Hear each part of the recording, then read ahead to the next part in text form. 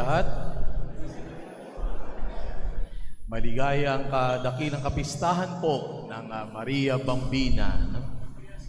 Happy Fiesta sa lahat. Batiin po ang mga katabi ng Happy Fiesta. Ako po ay napag-utusan ng aking butihing kaklase na pangunahan po ang Concelebrated Mass ngayong gabi. Sinasabi po na ang birthday ay isa sa mga ang pinagdiriwang ng mga tao sa buong buhay nila. No? Isa sa mga yugto ng buhay natin na madalas nating pinagdiriwang. At kaya ito'y binibigyan pagtitibay din ng awitin na Happy Birthday na maraming beses na kinakanta ng mga tao sa buong mundo. Isang beses po na ako nag-research tungkol sa Happy Birthday, yung po isang nakita ko, no? Yung the most celebrated song in the world is Happy Birthday. Nagpapakita po na ito yung napakahalaga para sa atin ang pagdiriwang ng ating kaarawan. At maganda na sa pagbibigay pagpahalaga natin sa pagdiriwang ng ating kaarawan, bigyan din natin ng pagpapahalaga ang isa sa mga naging instrumento ng kaligtasan para sa ating mga Kristiyano ay pagdiwang din ng kanyang kaarawan. At nais ko pong dalhin kayo sa 3 punto ng pagdinilay patungkol sa kaarawan ng ating mahal na ina, ang Birheng Maria. 3 bagay po. Unang-una, ang pagdiriwang ng kaarawan ni Maria ay hindi lamang isang yugto ng buhay niya nung siya ay isinilang. Ito po ay pagdiriwang ng kabuuan ng kanyang buhay. Her soul, her personhood, and her giftedness. Yung kanyang kaluluwa, yung kanyang buong pagkatao, at ang pagiging biyaya niya para sa sangkatauhan. At yung kanya ring tinanggap na mga biyaya mula sa Panginoon. Kung ating pong babalikan, ang buhay ni Maria, nagsimula lang to pagdating sa banal na kasulatan sa Annunciation. Yung ibang bahagi ng buhay niya, hindi naman natin matatagpuan sa Biblia. Pero meron tayong mga referensya bilang mga Kristiyano, yung apocryphal books na tumatalakay sa kanyang pamilya. Yung tinatawag natin Gospel of James. Bagamat ito hindi bahagi ng canonical books natin or tinatawag nating inspired books, ito ay nagiging referensya pa rin natin at nagiging bahagi ng tradisyon. Na si Maria ay may magulang, si Joaquin at ganoon din si Santa Ana. Yan ang mga background ng buhay ni Maria at inilarawan ng mga magulang niya ang kanyang buhay. Kaya nakakaroon tayo ng idea paano ba nabuhay si Maria. Ito yung tinatawag natin hidden life of Mary. Itong mga magulang niya ay banal. So, merong malaki yung possibility na ang kanilang supling ay nahubog din nila sa isang pamumuhay na banal. Merong reflection ng pagkatao ng mahal na Birheng Maria. At ganoon din, kung babalikan na natin ang banal na kasulatan, napakadaming mga pagpapakita ni Maria ng kanyang pagiging huwaran sa atin bilang Kristiyano, kanyang pagiging masunurin sa kalooban ng Diyos, ang kanyang pagiging mapagpakumbaba. Bagamat siya ay hinirang upang maging ina ng anak ng Diyos, nakita pa rin niya kanyang sarili bilang abang alipin ng Diyos. At yan ay isang bagay na dapat makita natin bilang halimbawa. Dapat nating ipagdiwang sa buhay ng ating mahal na ina. Huwaran ng pagiging Kristiyano, pagiging tagasunod ni Kristo.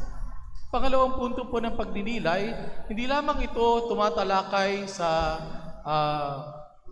buhay ni Maria. Tumatalakay din ito sa Diyos na ating sinasamba. Sabi nga po, any Mariology should lead us to Christology. Dapat dumalo ito patungo kay Kristo, patungo sa Diyos. Hindi lamang tumitigil kay Maria. Dahil ang lahat ng natanggap ni Maria ang biyaya ay kagandahan ng loob ng Diyos sa Kanya at sa sangkatauhan. Yung paglilihi sa Kanya. no, na siya ay pinaglihi na walang sala. Meron po akong isang alam na tao na ito rin ang claim niya sa kanyang sarili. No? Siya ang Immaculada Concepcion. No? Yung inyo pong parish priest. Nung nasa seminaryo po, ang report niya ay tungkol sa Immaculate Conception. At sinimulan niya yung kanyang report, ako ang Immaculada Concepcion. Ayan po. Siya lang po ang isa pang kilala kong tao na ipinaglihing walang sala. No? Ang inyong pura paroko, kaya mapalad kayo. No? Yun ay biyaya ng Diyos, no? Para kay Maria, kine-claim ng parish priest niyo. Yan, no? So, iyon ay biyaya ng Diyos sa kanya dahil inihahanda siya isa-isang mahalagang tungkulin ang maging ina ng bugtong na anak ng Panginoong Diyos. No? Siya ay naging katuwang o kasakasama ni Jesus sa pagbabata ng krus, sa dalamhati at ganoon din sa paghihirap. Okay? Ito'y bahagi ng pagpapakita ni Maria ng kanyang katapatan sa Diyos. Pagtugon niya sa una na naging katapatan ng Diyos. Tapat sa kanyang salita, tapat sa kanyang ipinangako na ililigtas niya ang sanlibutan. Kaya nga, sa pagkasilang ni Maria, pinakita rin yung katapatan ng Diyos. Narinig natin sa Ebanghelyo ang pangako sa aklat ni Propeta Isaías. Maglilihi ang isang dalaga at manganganak ng isang lalaki at tatawagin siyang Emmanuel. At ito'y naganap, sa buhay ng sangkatauhan ng isinilang ang mahal na Birheng Maria at siya rin ay naglihi sa bugtong na anak ng Diyos. Kaya nga ang bahagi ng awitin ni Maria sa Magnificat, gumawa ang Diyos ng kahangahangang bagay sa akin. Ganyan ang Diyos sa sinasamba natin at namalas natin yan sa buhay ni Maria. Ang Diyos ay gumawa ng kahangahangang bagay hindi lamang para kay Maria, kundi para rin sa sangkatauhan. Ganyan katapat ang Diyos sa atin. Ganyan tayo kamahal ng Diyos. Tinutupad niya ang kanyang salita. Sinasagawa niya kung ano ang kanyang naging unang panukala. At pangatlo, maganda na tingnan din po natin na hindi lamang si Maria ang pinagpala, kundi tayo rin na mga anak ng Diyos. Tayo na mga hinirang ng Diyos. Hindi man tayo pinaglihing walang sala, hindi man tayo may misyon katulad ng misyon ni Maria. Yung mga babae rito, hindi naman kayo nagdalang tao ng anak ng Diyos. Pero lahat tayo ay pinagpapala ng Diyos. Lahat tayo ay pinagpala ng Diyos sa iba't ibang pamamaraan ng ating buhay. Sana nga po, hindi nga lang po sa pagdiriwang natin ng mga pansarili nating kaarawan o birthday, doon lang natin masabi na pinagpala tayo ng Diyos.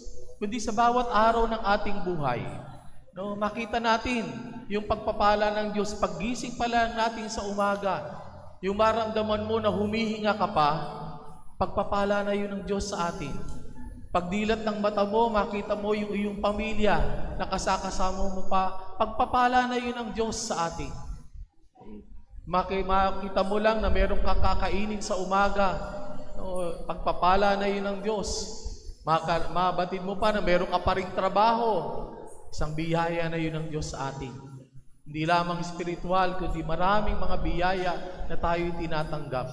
At sana sa pagkilala natin sa kabutihan ng Diyos sa atin na nagpapala sa atin, makita rin natin na tayo dapat maging biyaya din para sa ating kapwa.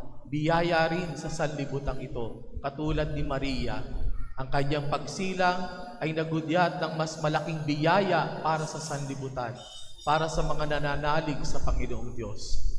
Kaya po sa ating pagdiriwang ng dakilang kapistahang ito ng pagsilang ng ating mahal na ina, pinagninilayan natin di lang isang yugto ng buhay niya, kundi ang kabuuan ng kanyang buhay, kung saan namalas ang kabutihan ng Diyos. Mamalas dinawa natin sa ating mga buhay, yung kagandahang loob ng Diyos. Para bawat araw ng ating buhay, hindi lang doon sa sinasabi sa awiting kapag Pasko, naway araw-araw ay maging Pasko, kundi araw-araw ay maging araw din ng ating pagdiriwang ng kapanganakan, na tayo pinagpala ng Diyos ng buhay, At yung pagpapala ng Diyos, gagamitin natin para sa kabutihan upang itong maging pagpapasalamat natin sa Diyos. Yung buhay ni Maria ay isang pagpapala sa sanlibutan. Nawa yung buhay din ng bawat isa sa atin ang pinagpala ng Diyos, maging pagpapala rin sa ating kapwa, sa ating simbahan at sa sanlibutang ating ginagalawan. Sa pagpapatuloy po ng ating pagdiriwang ng misa, ating pasalamatan ng Diyos sa biyaya ni Maria para sa atin. At nawa yung biyayang iyon ni Maria, padaluyin natin sa ating buhay at sa ating kapwa. Amen.